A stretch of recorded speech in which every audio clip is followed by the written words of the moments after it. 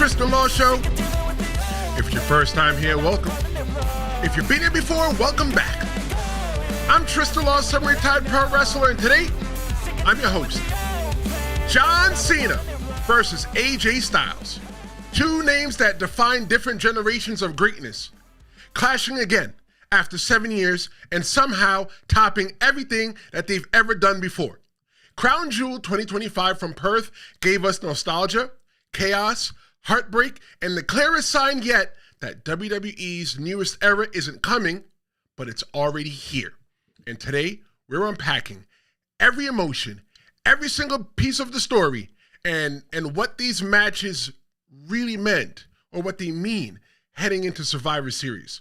This was Perth's second major PLE following the Elimination Chamber.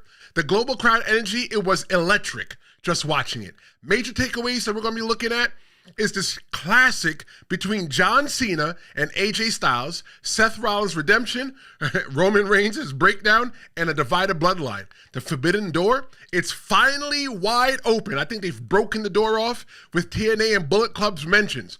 What I want to know is, what is your favorite match of the night? Hold on to that, because I'm going to ask you in the end your favorite match of the night. I want to ask you your moment of the night, and I want to know your wrestler of the night. Hold that until the end. But let's kick this off with what I'm calling the most perfect wrestling match, and I'm talking about John Cena versus AJ Styles.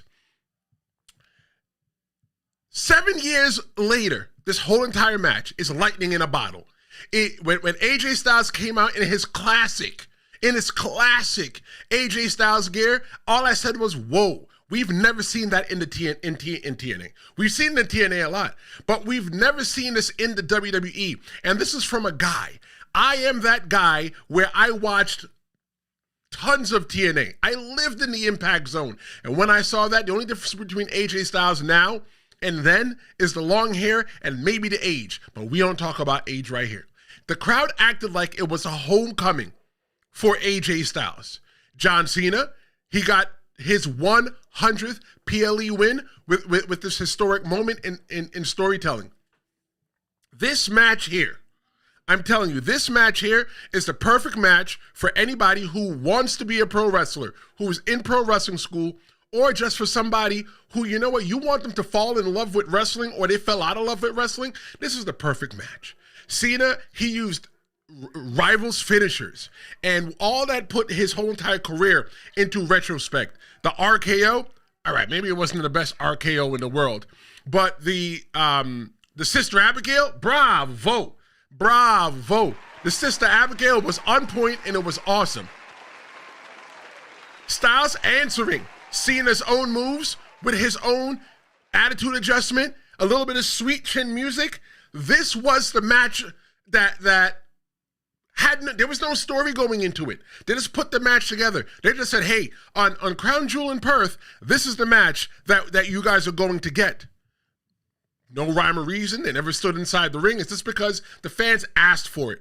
But if you ask me, I think John Cena was asking for it. If you kind of look on social media, he was saying, hey, do you want me to face AJ Styles? And then all of a sudden it's happening. I don't know. The emotion and the psychology that went into that match, each near fall earned it had the entire audience on the edge of their seat, because you had moments like when he hit the choke slam, when he did the walls of Jericho, those kinds of things there. It's like, wow, the matches, those are moves that have beat big stars. They beat big stars. Some of those moves have beat John Cena. Some of those moves even beat AJ Styles.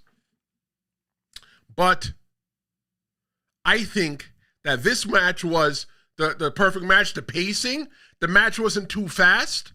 The match wasn't too slow. I think that match was just right. The Forbidden Door was truly kicked open because of the Walls of Jericho, and they mentioned it as the Walls of Jericho. This is something that is unseen in the WWE. Or you know what? I don't want to say it's unseen, where they mention things from other companies or other wrestlers from other companies. I think what it is just something that we're in a new era, and we don't even know that we're there yet, right? They mentioned the Bullet Club. They never called the AJ Styles and everybody else, the Bullet Club. They never mentioned them. There's been nods to the Bullet Club, but they finally mentioned the Bullet Club. What does that mean? The TNA references, yeah, fine. The TNA references, I get that. They're in bed with TNA, but they mentioned the guy that worked in AEW, that works in AEW, or does Chris Jericho still work in AEW? Is Chris Jericho getting ready to come back to the WWE? We don't know. Right now, he's out there playing the guitar and singing on the stage, called himself, Fozzy. But what about his wrestling career? Is he coming to the WWE to tie it up and send it home? I don't know. Heel Vega's in the chat. He says, good morning and God bless. What's going on, Heel Vega? Cupcake says, good morning, Fernando and Tristen. Hey, Cupcake, good to see you.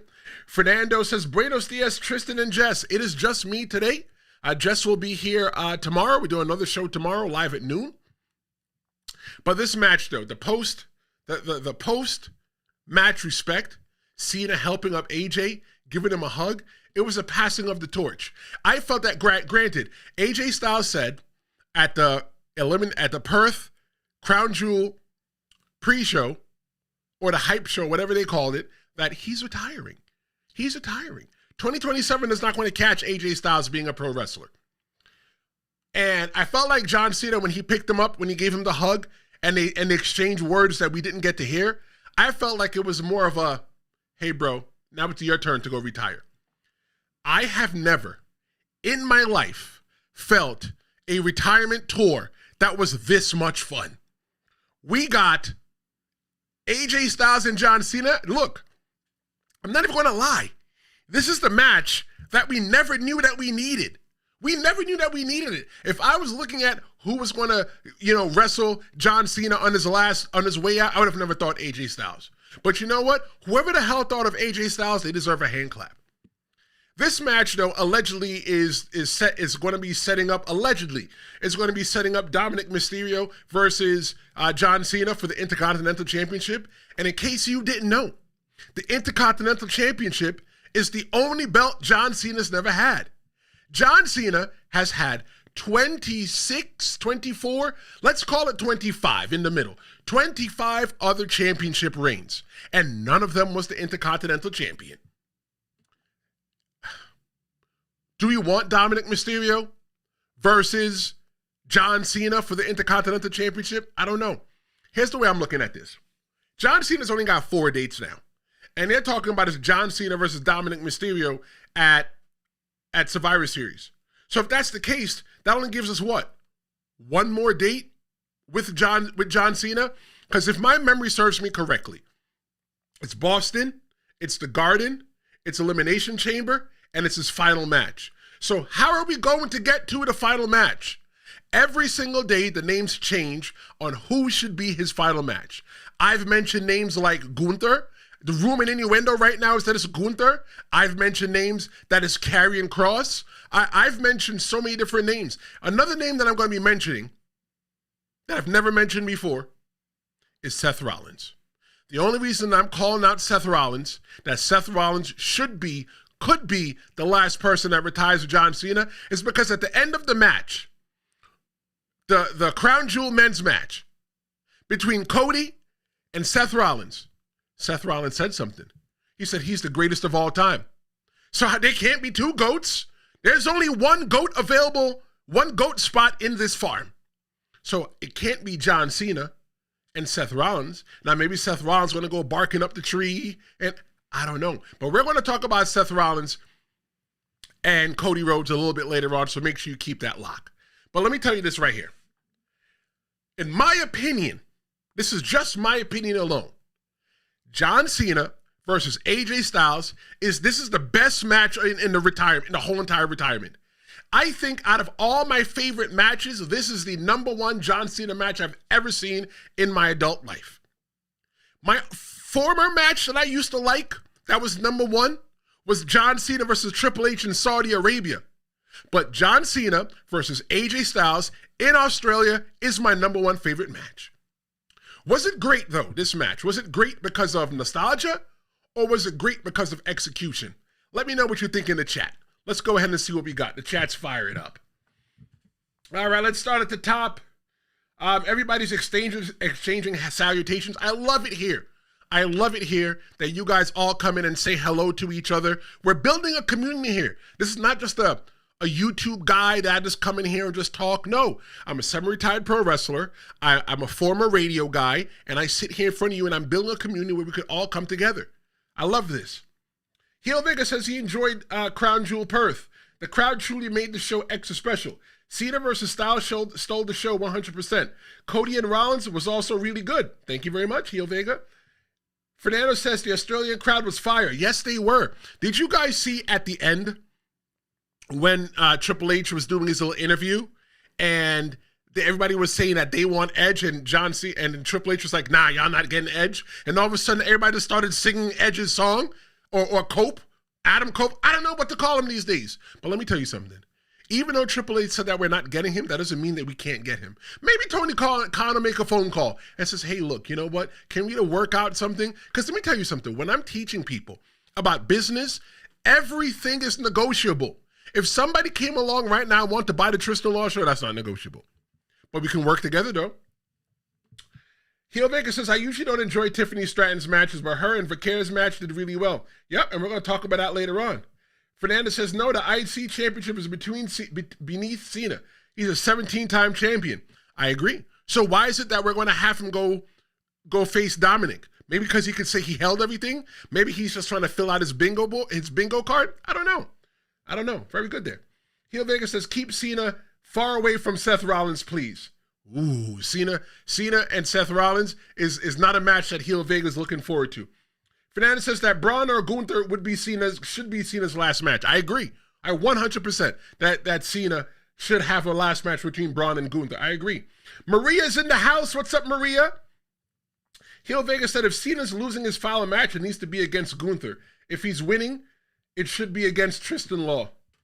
Bro, I don't wrestle anymore. That's why I sit here. I'm semi-retired. When I decide to unretire and become semi-unretired, then. But until then, no. But thank you, though. Heel Vega says his favorite thing about Cena Styles was the spamming of finishing maneuvers. It's a real-life WWE 2K match. That's right, with the cheats on. Cupcake says, I'm tired of Cena and his retirement. This match was excellent because of the technical wrestling from both men. That's why I feel like it should have ended in a double countout. Okay. I don't hate that at all. I don't hate that. You know another thing about that Cena match? Why it probably wouldn't have finished in a double, it could have finished in a double count out. But you know what made that Cena versus AJ Styles match special? They never left the ring. They didn't have to do a high flyer outside of the ring. The furthest they went outside the ring was standing on the outside on the apron. That match, AJ Styles versus John Cena, I'm getting goosebumps thinking about it, they've never left the ring. And in this day and age, that's rare. Because if you watch TNA, AEW, even TNA, even NXT, even Raw, even SmackDown, every now and then somebody's got to run and put their lives on the line, jump out the ring. You got to throw somebody into a guardrail and whatever. But you know what? This match wasn't even really a grudge match. This match was even more of an exhibition, and I hate exhibition matches. But you know what? They made us care about this exhibition match. I'm going to go on a limb and say this. This is the greatest retirement run I've ever seen in my adult life. It was better than Shawn Michaels. It was better than Ric Flair. It was better than than HBK. It was great. It was better than Goldberg. If I was Goldberg, I know Heel Vegas aren't going to say, you say you are not going to talk about Goldberg anymore. I lied. If Goldberg is at home watching, he's probably slighted. Goldberg probably sent back his WWE Hall of Fame ring. And Goldberg, if you're going to send back the WWE Hall of Fame ring, send back all the money too. If this is Cena's greatest match ever, if not, what tops it for you? After that emotional masterpiece, that night took a darker turn.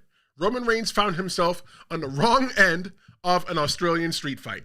You see, me and Jess, we did a prediction show the day before, and I felt that if Roman Reigns was going to lose, Roman Reigns was going to lose that match because of the Usos, and I was right. There's so much going on in that match. The most important thing, though, is that one of the things that I always say is that WWE, they got no problem beating you in your hometown, the town that you're from, the country that you're from. But for Bronson Reed, his home country statement win, this was a little bit extra revenge that he put in for Clash in Paris, right? He got that huge Aussie pop from the Australian fans. Man, talking about Australia, I want some Outback, especially the Kookaburra wings. Bronson Reed and Braun Breaker, they hit the Shield-styled powerbomb through the table. In the end, though, what we got a little bit of vulnerability from the big man himself, from Roman Reigns. Roman Reigns pretty much had a meltdown. He had a grown man meltdown sitting in the ring with the Usos, his cousins. Roman Reigns said that he can't do SHIT. That's what the fans think. It was a rare moment of honesty for Roman Reigns. That humanized Roman Reigns. Where is the camera? The camera's gone. That humanized Roman Reigns. We don't get to see Roman Reigns that much as a human. We get to see him as the tribal chief. That's what he is. He's just been the tribal chief. And then he left. And then he came back. And what has Roman Reigns really done? Roman Reigns has really done nothing. But when Roman Reigns said that you make the people think that I can't do SHIT by myself, Roman Reigns was 100% right, because I believe that Roman Reigns can't do anything by himself. When Roman Reigns was the champion, running around with two belts, Roman, the Universal Heavyweight World Undisputed Champion, when Roman Reigns is running around with those belts, every big match he had, he won. Roman always won matches when it came within numbers. When I used to talk about Roman Reigns in season 3, because we're in season 4 right now, I used to always say the numbers have to be in Roman Reigns' side. If Roman Reigns was locked in a cage with somebody, he couldn't do it by himself. But no, Jimmy and Jay want to help. You know, Roman Reigns gets accidentally spared through a table. The broken table for me was a visual symbol of a fracture between the family. And then Roman Reigns says that he's banishing his cousins until Christmas. He said, I don't want to see you guys until Christmas. That's a little bit of ego versus leadership there. When you look at the future implications of that match there, Survivor Series War Games is coming up. Roman Reigns still has problems with the Vision. Roman Reigns eventually has to get to Seth Rollins, but Roman Reigns can't get to Seth Rollins if he can't get through Braun Breaker and Bronson Reed. Braun Breaker and Bronson Reed are the thorn in his side, and Roman Reigns needs as many friends as he can get. So without Roman Reigns having the Usos on his side, who is his friends? Yes, the rumor is right now that it's going to be the Vision.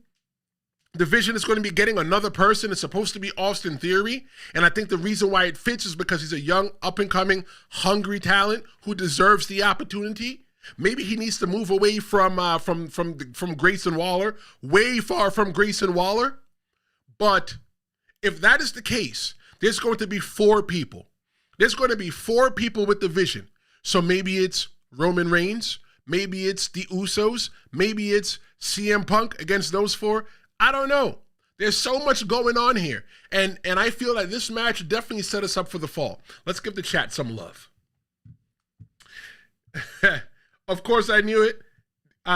Heel Vaquer says, dude, let Goldberg rest already. No, I can't let Goldberg rest. Got to give Goldberg that heat. Heel Vaquer says, you're at 580 subs. Congratulations, man. Thank you.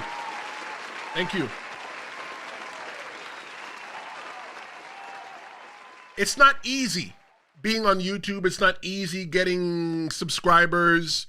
YouTube is hard. It's like cracking a code.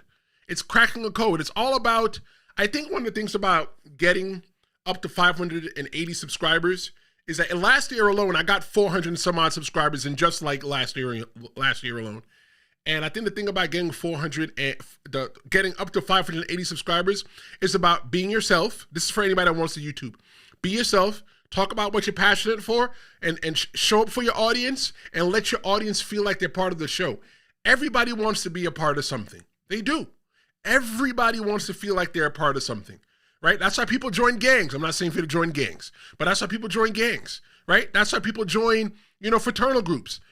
That's why some people join the military. They felt like they don't belong anywhere. And when they finally get to go somewhere to where they belong and where they're accepted, it's where they are. So what I'm doing here, in case you guys don't know, is I'm creating a community to where everybody feels accepted. Whether you got a good comment, a dumb comment, a funny comment, a silly comment, a comment that I'm like, you should be blocked. You know what? Your comment here is respected because you took the time to sit here on this Sunday morning after getting up stupid early yesterday to watch Crown Jewel and having to get up early tomorrow to watch Raw. You're here right now. I appreciate that. We're building a community. Heel Vegas said that Cena's greatest match in his career happened July 17th, 2011 in Chicago, Illinois at Money in the Bank against CM Punk. Maybe his greatest moment. I don't think it's his greatest match. And I would tie that greatest moment with the whole entire Firefly Fun House match that John Cena had at WrestleMania when we were all indoors and not allowed to leave here. We're not talking about that. Heel Vegas, Maria says that, I'm sorry, Tristen, there's no way this is the best retirement tour. HBK, Ric Flair, and Sting was better. Well, okay, look. Which Ric Flair? And it's okay look, don't be sorry. It's your opinion. Your opinion is valid. Which Ric Flair? Didn't Ric Flair retire like 3 times? So which one are we talking about? Heel Vegas said no Samoan Thanksgiving, though. He's not seeing him until Christmas. You know, but he said that, but I think he's going to see him right before Thanksgiving. He's going to see him at Elimination Chamber in San Diego. Fernandez says 100% agree, Maria. WWE botched Cena's last run with poorly executed heel run. Yeah, you know what? I agree. John Cena turned heel, but he turned heel for no reason almost. I feel like there was no major payoff in the whole John Cena thing. We didn't get The Rock like we were supposed to. Travis Scott. Fernando says Bronson winning was the right decision. Fernando also says that Bronson has defeated both Roman and Okada. Very, very impressive. Look, Bronson Reed is the big man of the next generation. I would put him in the same exact category as The Undertaker, Kane, other big men. But he is the big man of this generation. And Bronson Reed, I always talk about people feeling dangerous, right? And I think that by Roman Reigns having such a hard time getting through the Braun Bros to get to Seth Rollins, that is humanizing him. It kind of makes him feel less invincible, because when Roman Reigns was with the bloodline, he felt really invincible. Oh, you're just going to go out there, he's going to win again, and he's nice and he's slow, he's methodical and all that. But this here humanizes him. It brings him down a notch, just a little bit, enough to make, you know what, almost anybody could beat Roman Reigns. I like that. Heel Vegas says that looking back, Cena's heel turn was a great moment. It was a great moment. I agree. The follow-up with The Rock and Travis Scott ruined the flow. Yep. But it just kept getting better. The retirement tour that ended with Ric Flair versus HBK. Damn. Okay. If I'm looking at the retirement tour with HBK and Ric Flair, because Ric Flair said that he was going to retire when he lost. I think that was the story. And I feel, for me, as a younger wrestling fan who became a wrestling fan in the new generation era, who really became a wrestling fan, that I'm sitting here in front of you today because of the Attitude Era, right? I was born in the I was raised in the new generation. I was born in the new generation era, but the Attitude Era raised me. So because of that, I grew up, I watched John Cena's first match. I remember Ruthless Aggression. For me, with Ric Flair, I didn't really know who Ric Flair was until WCW. I didn't really know who Ric Flair was until he came over to the WWE. So I could agree that was great, because I did get to see Shawn Michaels, and I grew up with Shawn Michaels, to see him be able to retire one of the greats who I found out was the greats. But I definitely I'm enjoying John Cena's a lot more because we did get the moment with the heel turn.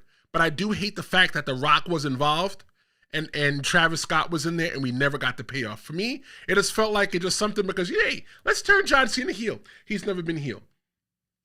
Cupcakes is talking about getting up early. I only saw 2 matches. Cena and Seth's. I prefer PLEs at night. I never watched the replay because that's how I grew up watching wrestling. The RASSLIN, that's wrestling. 60 years of watching wrestling. That's Cupcake checking them with there. Cupcake, let me tell you something. So I woke up at 7:59 and I turned on the VPN. I logged into Netflix and I started watching the PLE. I had it on my iPad and I'm laying there in the bed. Next thing I noticed, I didn't see the first match. So I started it back over again. I had to restart the thing 3 times because I kept falling asleep. 8 o'clock's too early for me. I don't get out of bed that early. Unless somebody's promising breakfast. So, thank you guys for your comments. I appreciate the time that you guys are taking.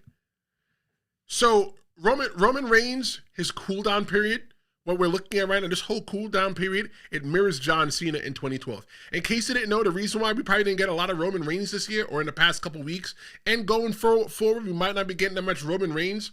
Roman Reigns is filming a movie. He's filming a movie with Cody Rhodes.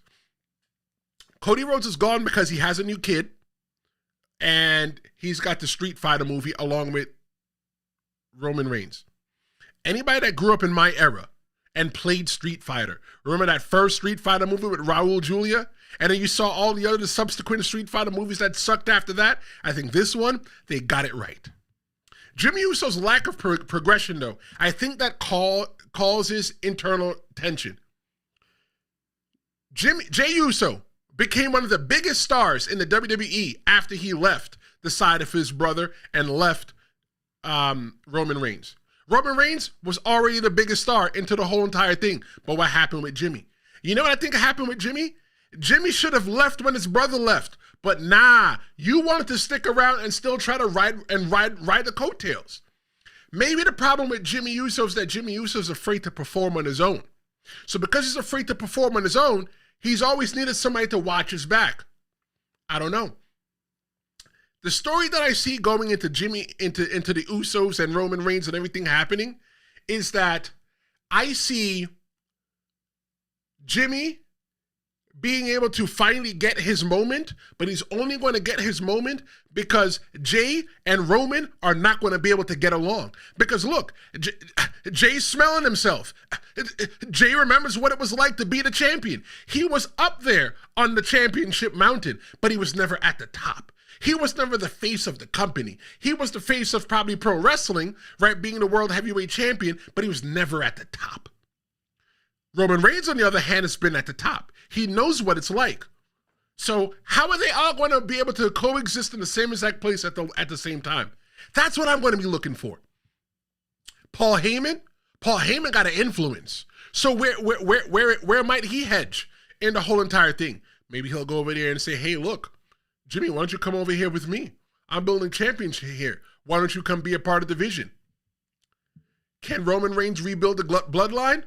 Or has the empire finally collapsed? Is the bloodline coming back?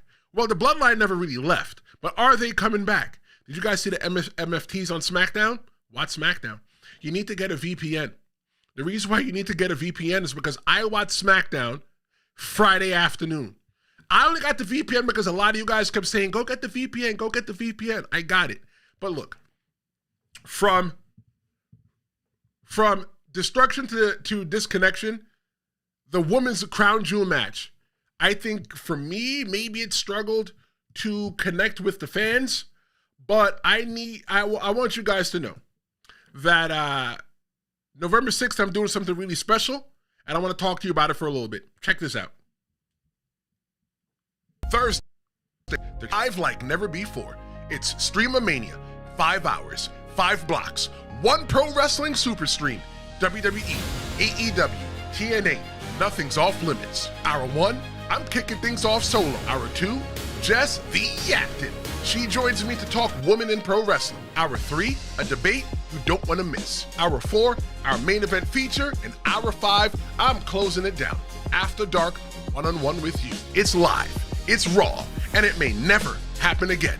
Don't miss the first ever StreamA-Mania, Thursday, November 6th, 6 p.m. Eastern, 3 p.m. Pacific, 11 p.m. in the UK, live and only on YouTube. StreamA-Mania is 25 days away, 25 days away, 25 days away. Hour 5, I'm not going to have any co-hosts. Well, I'm going to have a co-host. You are going to be the co-host. And I want you guys to be a part of the show. How are you going to be a part of the show? It's real simple. I want you guys to call in. I want you guys call in now and start leaving your messages. 973-826-0101. You can ask me anything that you want, right? You want to talk about wrestling? We can talk about wrestling. You want to ask me how to start a YouTube channel? Ask me that. You want to ask me what my favorite match of all time is? You can ask me that. November 6th at 6 p.m. Eastern, that at hour 5, the 5th hour block is where you are going to be a part of the show. Cupcake, Heel Vega, Fernando, Universal wherever you are, Maria, all of my day one crew, I want to hear your voice. I want you to be a part of the show.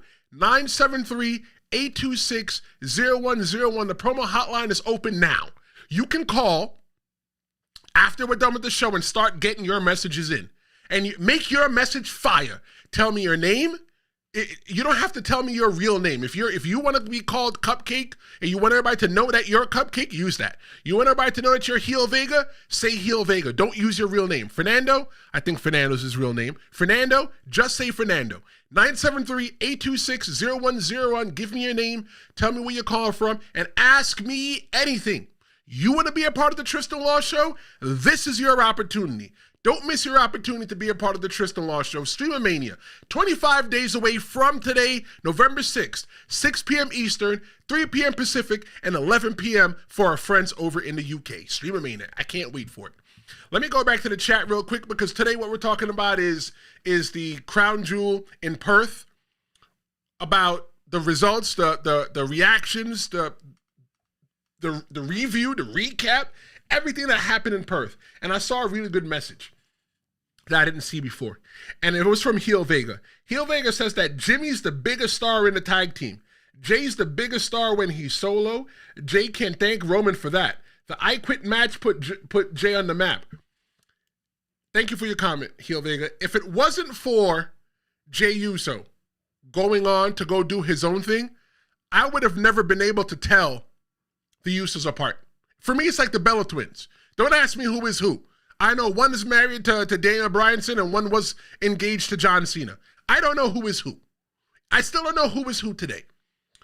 But because we got the ability to see Jay Uso make his own rise, I can look at him barefaced. I'm like, yep, that's Jay Uso right there. I can look at him barefaced. I'm like, that's Jimmy Uso right there. Before I couldn't tell, in case you didn't know, in case you're still having a hard time, the best way to look at it, and I hope they don't change it on us, the best way to look at it is that Jimmy has the braids and Jay just has the long flowing curly hair. That's the easy way. So yeah, I agree. I think that Jay's the biggest star. I think he did become the biggest star, not only from that Roman Reigns match, but by going on his own. I think he became a bigger star because he had people like Roman, because he had people like Gunther breathing down his neck the whole entire time. I think without a character like Gunther or a character like Roman Reigns, there'd be no Jey Uso today. Yeah, I agree. Fernando says that Jay should turn heel. I don't know. I don't think that Jay could turn heel. People are going to cheer him. They're going to cheer him. I can't think of any way. I think that it'd be easier for Jimmy to turn heel because there's no real emotional investment with Jimmy Uso. That's just my thought. Fernando says that he's getting sick of the bloodline story. We're in the 50th inning here. Let me tell you this. I think it's like cricket. Is cricket one of those games that last a long time? I think this whole entire thing is like cricket. Fernando says that Jay is a heel, Fernando. Maria says that Jimmy is the Tito Jackson of the bloodline. Thank you. Maria, that was real disrespectful. Jimmy is the Tito Jackson of the bloodline. That is disrespectful. So then who's the Michael? So if I was thinking who the Michael is, the Michael obviously would have to be, the Michael would obviously have to be Roman Reigns. Who is the Janet? There is no Janet. I wish they had a woman in the bloodline. I'm all for women's wrestling. Maybe they could have put Tamina in there. Is the Janet Jackson Nia Jax? Nia Jax is in the bloodline. Technically, she's on the tree. So is she the Janet Jackson? You know, she's in the family. She don't really mess with the family. She does her own thing, though, to carve her own way. I don't know. Thank you guys for your comments. I always appreciate your comments. Let's take a look at the women's Crown Jewel match, Stephanie Vaquer versus Tiffany Stratton. If you ask me, I think there was really strong execution within that match itself. I think that it was technically sound, but I think there was no real emotional investment in that match. I think it was just a match just to have a match, and that's what those matches were. The only difference between the men's Crown Jewels match and the women's Crown Jewel match is that they gave us something to bite on, to latch onto in the men's match. And we're going to talk about that. That's coming up pretty soon. But in the women's match, it was really nothing. It was just two people having a match because they wanted a belt and a ring. That's it. No clear purpose, no stakes. It just felt like it felt cosmetic, like a trophy, which is it, which is what it is. There's no clear championship. I think that the moment though with Vaquer, it still matters. I think that Tiffany Stratton, ever since the whole, the kerfuffle at Monday Night, at SmackDown a couple of weeks ago, to where she was involved, but it wasn't her fault. I think she stepped her game up a little bit. I feel like her wrestling has gotten different. I don't know. But Tiffany Vaquer's moment still mattered. You know, that match was the shortest match on the card. The longest match on the card was Seth Rollins versus Cody Rhodes, and the second at like 29 minutes. It was like 29 minutes and change. And at 27 minutes and change was the John Cena versus AJ Styles match. This match was the shortest match, 10 minutes. But like I said, Tiffany Vaquer's moment, it still matters. You got the emotional speech and the Triple H presentation. That's great. It sets up for future cross-branded appearances. But I think that Tiffany Stratton, she still remains a top-tier character worker. But the question I'm asking you guys is, how can WWE make fans care about symbolic titles again? The Crown Jewel belt is a symbolic title, right? It's almost like the King of the Ring or the Queen of the Ring. We care about the King of the Ring. We care about the Queen of the Ring. How can it make us care about the Crown Jewel Championship? Maybe what I'm thinking, let me know what you think in the comments. Hear what I have to think, what I say. I'm thinking that how about they get rid of the King of the Ring, get rid of the Queen of the Ring. How about they just do the Crown Jewel match? And when you're the Crown Jewel person, you get the opportunity to cash that in. You get your ring, you get your belt, right? But you get the opportunity to cash it in so that you can go ahead and get a match at like Survivor Series or whatever the hell, right? It'll be like another Money in the Bank, but then you'll have two Money in the Banks. I don't know. But they need to find a way to make that Crown Jewel Championship feel special. Like I said, between Seth Rollins and Cody Rhodes, they found a way to make that important for us. They found a way to make us care about it. But watching Tiffany Stratton and Stephanie Vaquer in the ring for that, yeah, it was a great match. Give them a hand clap for having a great match. But other than that, why did it matter? There was no reason that it mattered that you put them on there. They weren't wrestling for their titles, for their personal titles, so does it really matter if you win or lose? They don't tell us that, okay, if they win, that they get a little bit of extra money and they get a ring. Good, big freaking whoop. You got a ring. Awesome, you got a ring. What are you going to do with the ring? I don't know, hang it up in your display. I think it might be the same exact ring that Cody Rhodes got from last year. They probably say, hey, you might take it off that ring real quick so that we can use it for this. I don't know. Maria says that Stephanie V is the best woman wrestler right now. I love those kind of comments when you're saying who's the best, because it's subjective and it's all depending on how you look at it and how you feel. Like if you ask me, I think that Stephanie Vaquer is a great wrestler. I think that if she's a bad wrestler, that she wouldn't be in the opportunity in the position that she is. But if you're asking me who I think is one of the best wrestlers, I can give you a top 5 real quick off the top of my head real quick. Charlotte Flair. I think that Bianca Belair is good. I think that Jordynne Grace is good. I got to pick 2 more. Who the hell told me to do 3? I think that Jade Cargill is good, right? Jade Cargill, the only thing that she's lacking is more reps. But Jade Cargill is good. Jade Cargill has the airport test. There's a thing called the airport test. When the wrestler when somebody walks through the airport, right? You ever seen a person that they walk by and you look at them and you go, what the hell does that person do? Right? Jade Cargill has a look to her. And if I was going to pick a fifth person, a fifth woman of who's a good woman's Natty Neidhart. Natty Neidhart, Natalya, is so underrated. So underrated. She deserves so much more than what she got in the WWE, but maybe everybody's looking at her because she's, 40, 41 years old? But so what? So what? You know, wrestlers back in the day didn't start winning championships until they got up there in their older age. So why is it different? Why can't Natalya get her time to shine? I don't know. Cupcake says, I don't know, Tristen. The WWE board gets paid pretty big bucks to figure that out. Not us. You're right. Kill Vegas says, nah, Cody Seth was more about Seth's obsession with beating Cody. The title is just a prop there, right? But they still found a way to make us care about the match, right? We still cared because it's like, is he going to beat Cody? He's never beaten Cody. We're going to get into that in just a second. So yeah, that's it with that match. I think that WWE should definitely figure out a way. I think they should just retire the Crown Jewel titles. Or just to give it real stakes. They go all the way to Saudi Arabia to go grab the Crown Jewel championships, to put them in a box and cart them halfway across the country. I don't know. Cupcakes says that Nia Jax is very underrated. Nia Jax's second run, the current run that she's in now, is way better than her first run. I think that Nia Jax has grown not only as a person, but as a wrestler. Not only as a person, but as a wrestler. Hit that like button, everybody. And Nia Jax, yes, she is underrated, but I think I just need more time with Nia Jax. Put her in the story that I really care about. Heel Vegas says, care about the match? Yes. The title? No. Yeah, I don't care. I didn't care about the Crown Jewel title match. But then we sifted story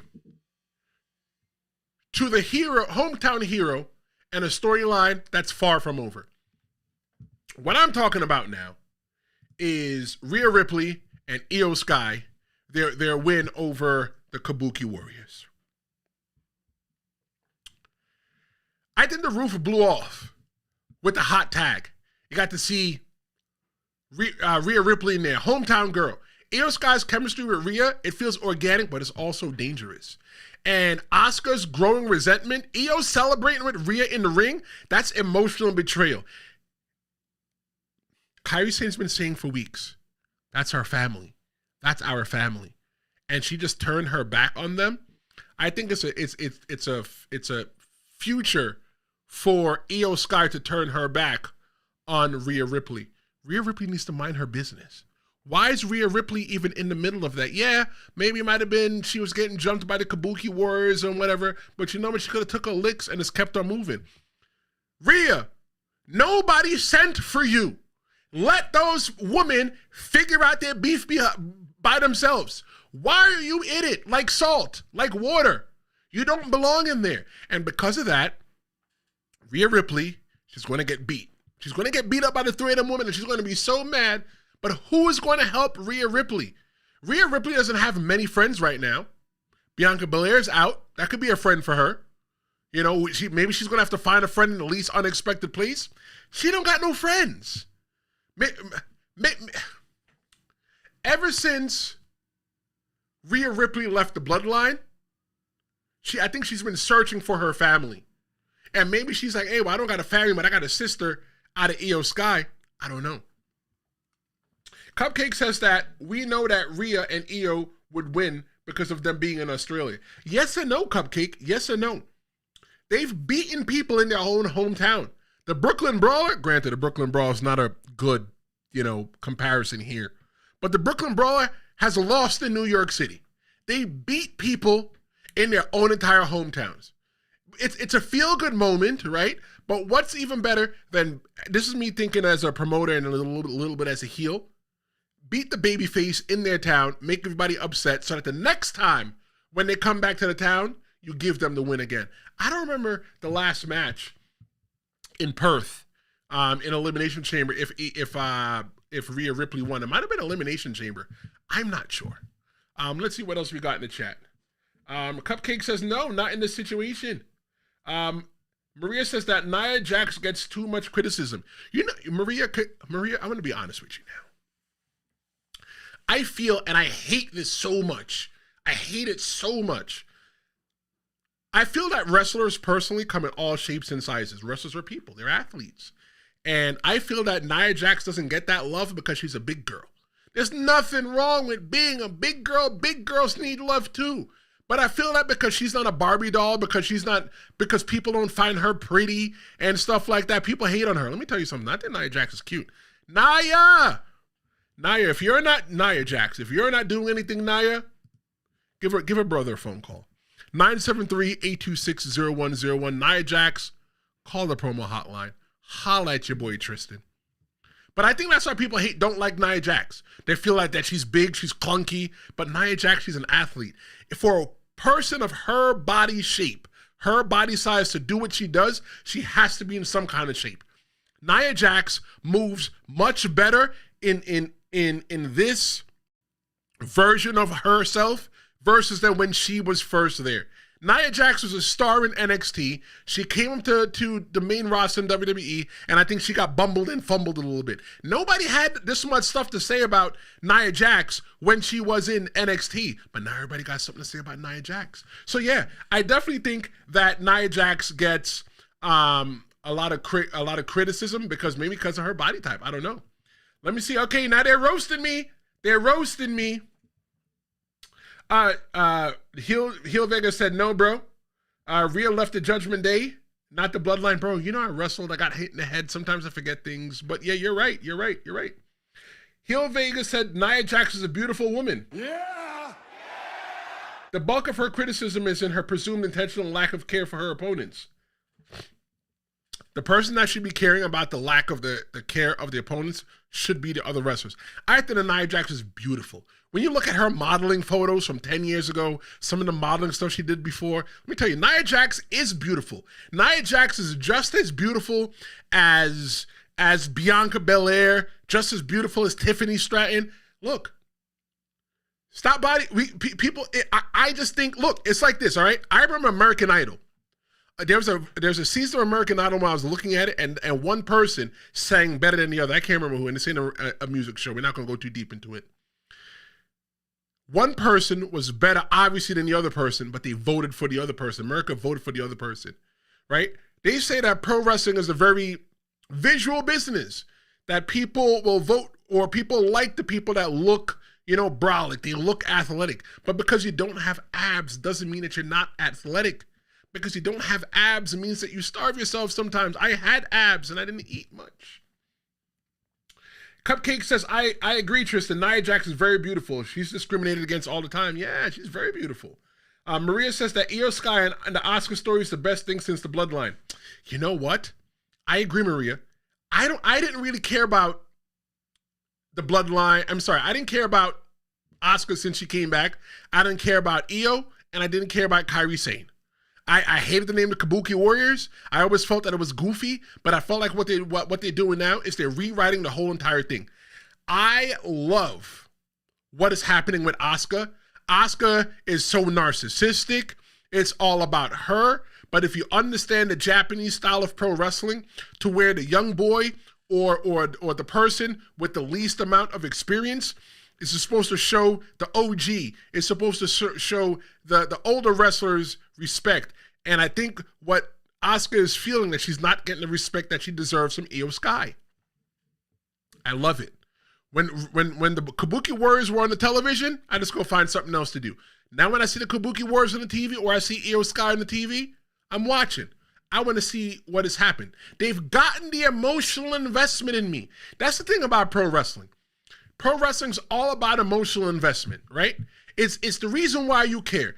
Every single story that you've ever seen with your eyes in a movie, that you've ever read with your eyes in a book, that you've ever heard with your ears, the only reason you ever cared about that story is because you found a way to emotionally invest it some way.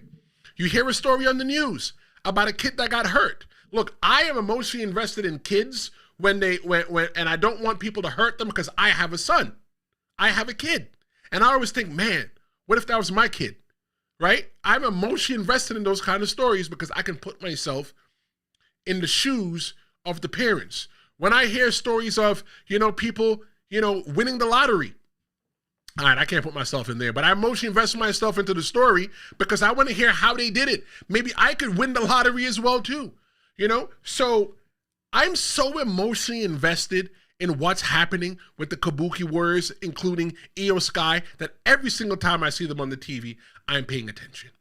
But this match, though, it was balanced action with strong crowd energy, and I think it's the perfect setup for a Survivor Series angle. So many things that are going on, and it's just that Rhea is cementing herself, though, because of this match.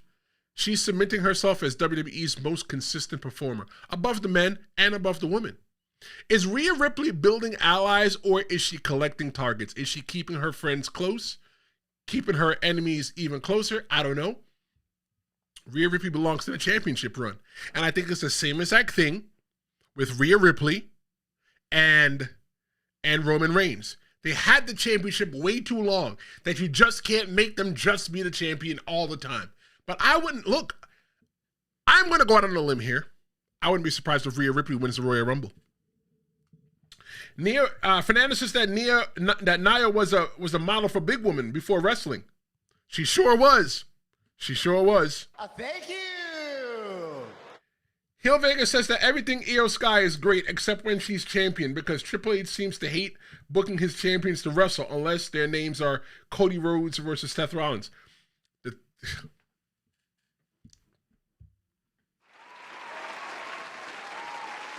I agree. It feels that way sometimes. Sometimes when I'm watching it, it's like, but okay, maybe they do it that way, Heel Vega, because people aren't emotionally invested. WWE does test audiences. They do poll people after Raw, SmackDown, after PLEs, and ask them, what do you think about this? What do you think about that? But Cody Rhodes and Seth Rollins, they make you stop changing the television. For some people, it's Tiffany Vaquer. For me, it's not Tiffany Vaquer.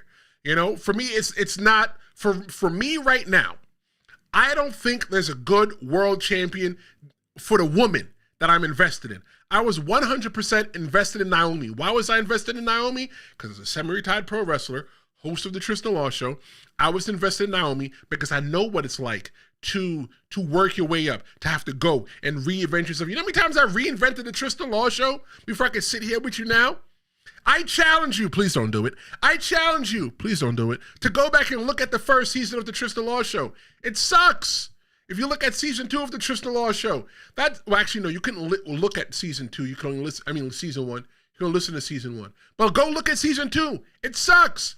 Season 3, my first episode of season 3. My first 10, 15 episodes are nothing like you're watching now. They sucked. And I watch every single episode back, and I ran around thought that I was doing good work. It's all about reinventing yourself. And I loved how Naomi was able to leave the WWE, reinvent herself, and come back as something bigger.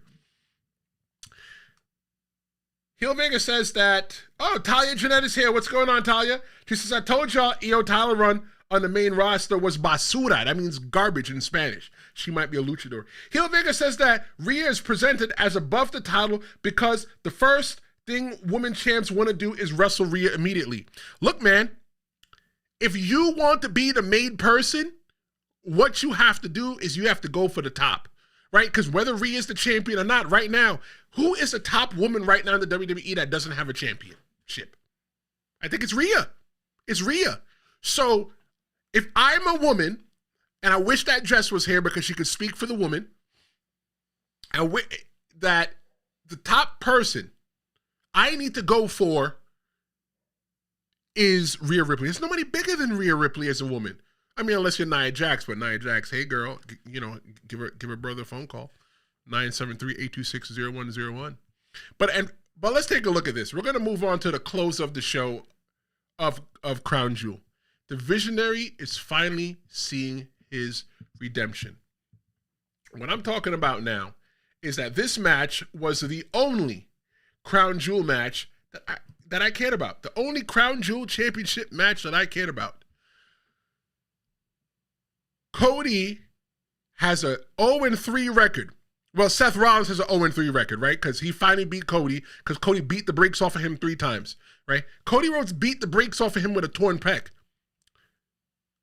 Seth Rollins uses the Rolex that he was gifted by Cody Rhodes as a weapon. That's emotional betrayal. Rolexes meant everything. When you look at the Rolex, the American Dream Dusty Rhodes had a Rolex. He sold it. Triple H and all of them found it, bought it, and gifted it back. Rolexes mean something to Cody Rhodes. He gave his an ally, not a friend. He gave an ally a Rolex, and he uses the Rolex against him. 2 stomps to curb stomps twice to end the streak. I think that frustrations and egos are boiling over in that whole entire thing. You know, Seth Rollins is becoming so toxic. I think that a lot of things right now, and I always say this about pro wrestling. Pro wrestling mirrors life so much. It mirrors real life so much. When I see Asuka, when I see Seth Rollins, how they mock the crowd, how they are toxic, it kind of feels like a local government that I'm not going to mention because I got to buzz myself, because we don't talk about politics here on the Tristen Law Show. But I really feel that it's art imitating life, and that's always what pro wrestling has been. Art always imitating life. It's the symbol, right?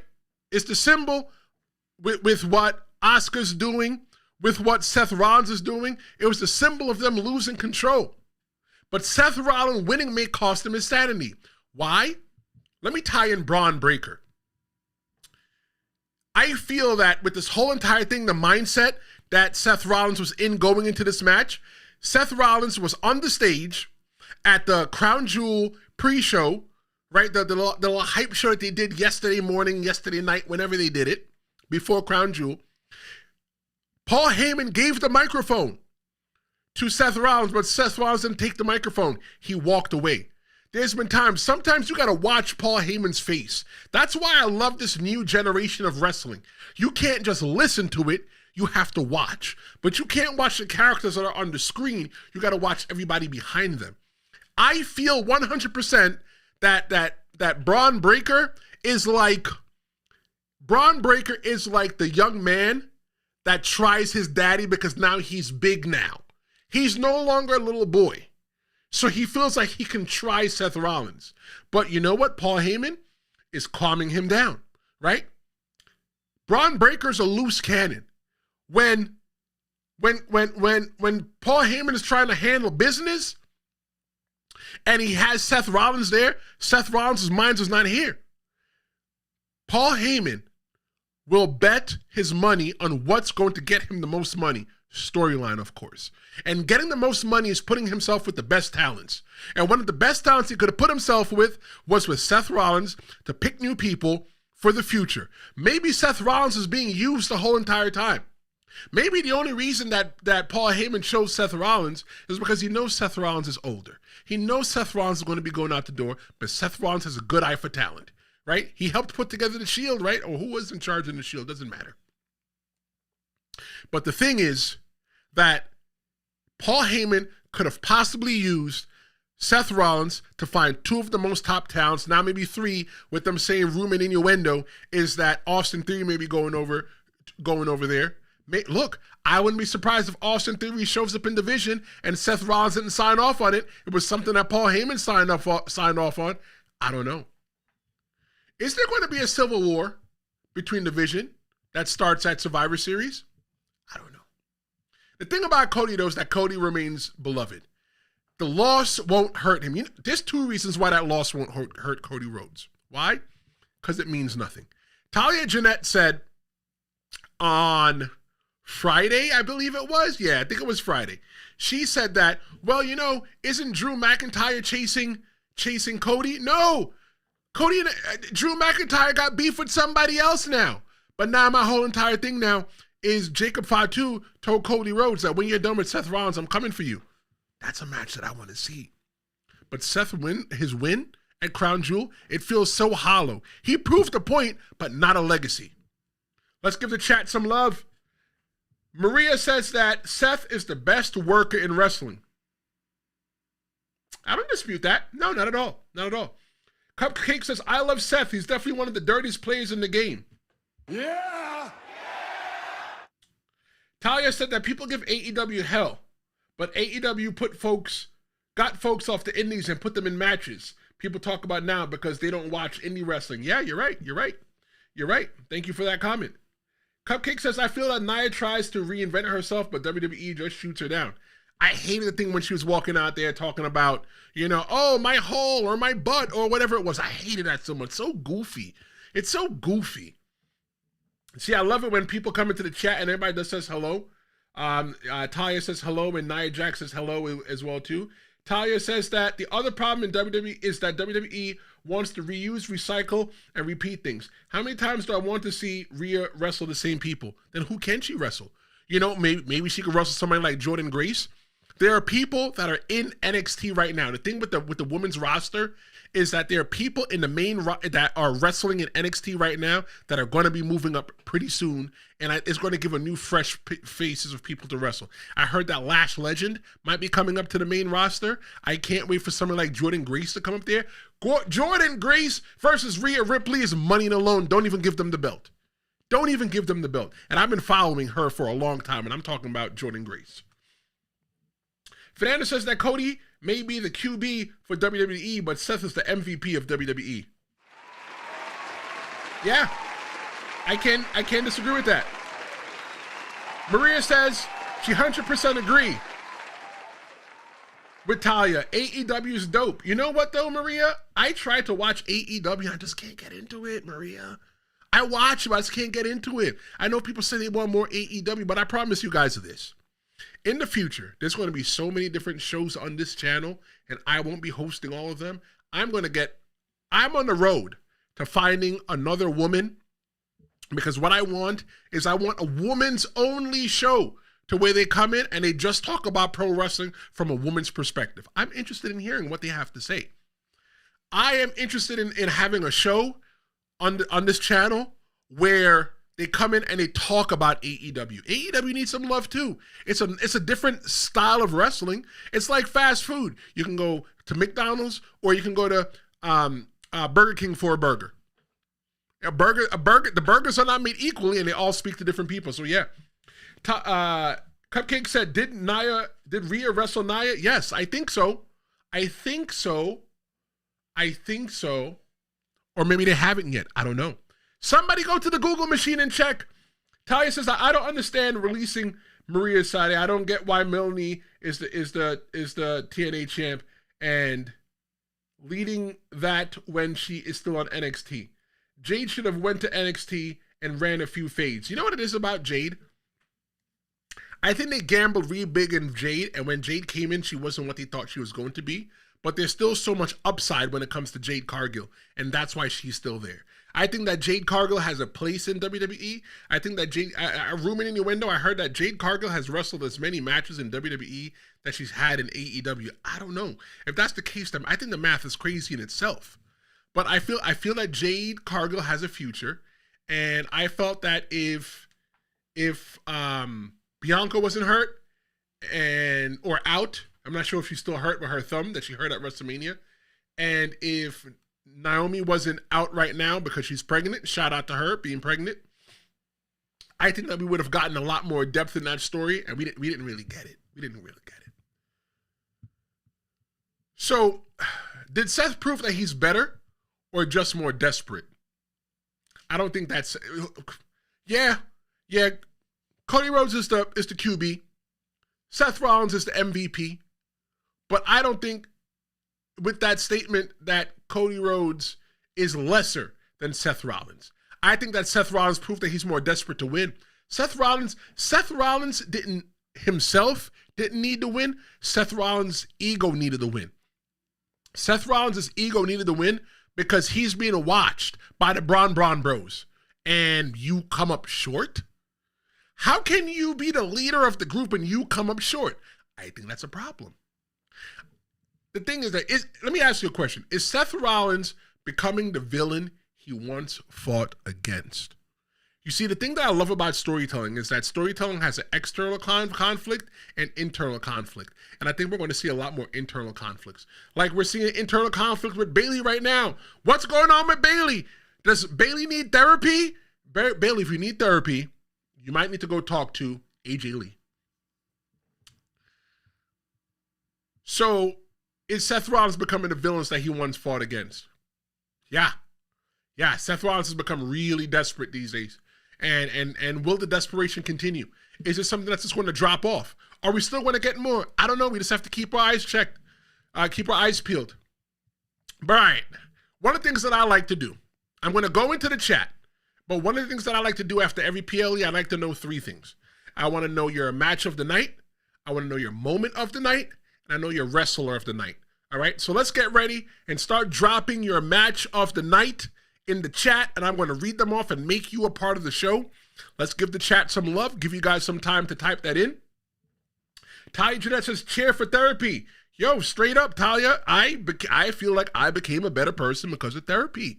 You know, it was something that I never wanted to do. You know, I never really understood therapy, but once I went, I felt like I became the best version of myself. You know, I wanted to be the best version of myself for my kid. I want to be the best version of myself for my future wife, whoever she may be. 973-826-0101. Hit the hotline. But yeah, I love therapy. I think that everybody should go and sit on somebody's couch at least one time. Because you got to look most times we're raised by people that are raised from another generation. And even though they did as best as they could, if you're not a parent, I'll tell you this, there's no instruction manual on how to raise a kid. Every single kid has a different personality. And going through therapy made me a better person. Let's see. Talia said that Seth is doing what he needs. He's carrying the best he can, but him versus Cody did nothing. I agree. Talia said that Jade should have bullied the next roster, the NXT roster as a heel. Yeah, I agree too. I agree. Cupcake says that Seth is an excellent villain. All right, so let's take a look at, thank you guys for your comments. Let's take a look at match of the night. For me, my match of the night, if you couldn't figure it out now or figure it out then, is John Cena versus AJ Styles. That match right there was the match of the night. That match could have been the opening match, but it definitely couldn't have been the main event. There was 0 stakes in that match. That was a match just to have a match. There was no story going into it. That match was purely booked on social media.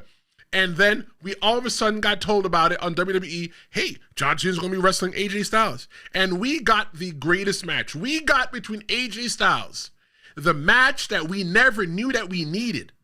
AJ Styles versus John Cena, 100% match of the night. Cupcake is calling out her match of the night, AJ Styles versus John Cena. Let me know what your match of the night is. Moment of the night. My moment of the night for Crown Jewel is Roman Reigns walking out on Jimmy and Jey Uso and telling them that, you know what, I'm not going to see y'all till Christmas. The thing with this whole entire story, when you look at Roman Reigns when he was running around with the bloodline, is that Roman Reigns, every big moment, every big match that Roman Reigns was in as he was the champion, when he was the champion, he needed help. Go back and look at it. There's always some kind of interference. There's always some kind of flim-flam, scam, bamboozle, and an okie doke. The one time the Usos weren't going to be there, right? Who came out to help Roman Reigns? Solo Sikoa came up to the main roster. So now Roman Reigns has probably been trying to prove to everybody, to the world, that he can do things on his own. But no, Jimmy and Jey Uso just want to help. Don't you hate an MFer who just wants to help, but when they help, they mess every single thing up? Maria says that Seth versus Cody is her match. Ooh, okay. Okay, I would love to know, Maria. Tell me, why is Seth versus Cody your match of the night? Tell us why. Time is ticking. We're almost done here, so I definitely want to hear from you before we sign off. Cupcake says that Seth using the Rolex to win that match. Yeah, let me tell you, it's the masterclass in storytelling. Using that Rolex to win the match. I talked about it before. A lot of people feel, or back in the day, felt that when you made it, you had a Rolex.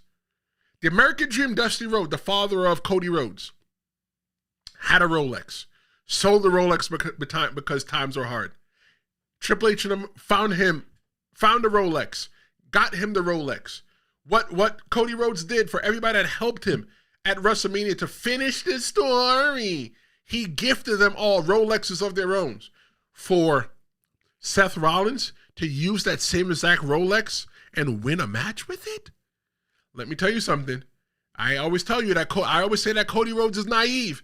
And I can hear people right now, stop the Cody Rhodes hate. Stop the Cody Rhodes hate. It's not Cody Rhodes hate. It's the truth. It's the truth. Maria says that Cena and AJ paying respect to other wrestlers by doing their moves. Okay.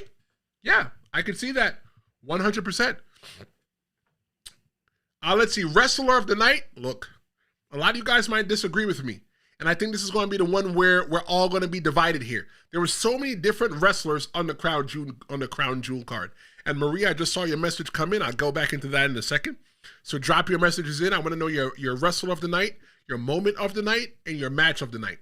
For me, my wrestler of the night, 110% was John Cena. Let me explain to you why. With a person like John Cena, with all that he's done in his career, the multiple championships that he's held, carrying the company on his back, John Cena could dictate who, what, where, when, why, and how he gets out of pro wrestling. John Cena doesn't have to be giving to anybody. John Cena could just come in there and just beat every single person and then leave. John Cena is giving giving not only the fans the time of their life, but he's giving the wrestlers a time of their life. There's a lot of people that are going to benefit from being in the ring with John Cena. John Cena is the biggest wrestler of the last generation. You can't deny it. Even John Cena is the 5 moves of doom, the 5 knuckle shuckle, the FU, the attitude adjustment, the thing that he does where he, the lock that he does, all that. 5 moves, right? And the shoulder tackle. John Cena's the greatest. I never used to like John Cena back in the day, but John Cena's the greatest of all time. John Cena's very giving. John Cena is helping. One of the things that they say about the wrestling business is that when you come in, the wrestling business is going to be one way. And when you leave, when you finally decide to hang it up, you need to leave the wrestling business better than when you found it. I still use that today. Every time I come on here to make an episode, to talk to you guys, hang out with you guys, don't forget StreamA-Mania is coming November 6th. My most important thing is leaving YouTube and leaving you better than when I found you. I can't just come in here and just use you and abuse you, get what I want from you, and then just leave. Yeah, don't get it wrong. Watch hours are nice. You guys going to the link in the description and buying merchandise is nice. But I want you to feel like you're a part of the family. I'm leaving you better than when you found it. John Cena went out there, he paced himself. He went out there and did the second longest match of the night at 27 minutes. John Cena could have simply said, you know what, I want to be the main event in every PLE. Rightfully so. John Cena is the wrestler of the night because John Cena made the most money last night. If you don't understand what I'm talking about, look at the whole entire event. You see a sea of yellow t-shirts. That was John Cena's shirt for Perth. John Cena was the wrestler of the night, and everybody is appreciative of John Cena now than we were 10 years ago, than we were 15 years ago. We're appreciating John Cena. Let's go to the chat.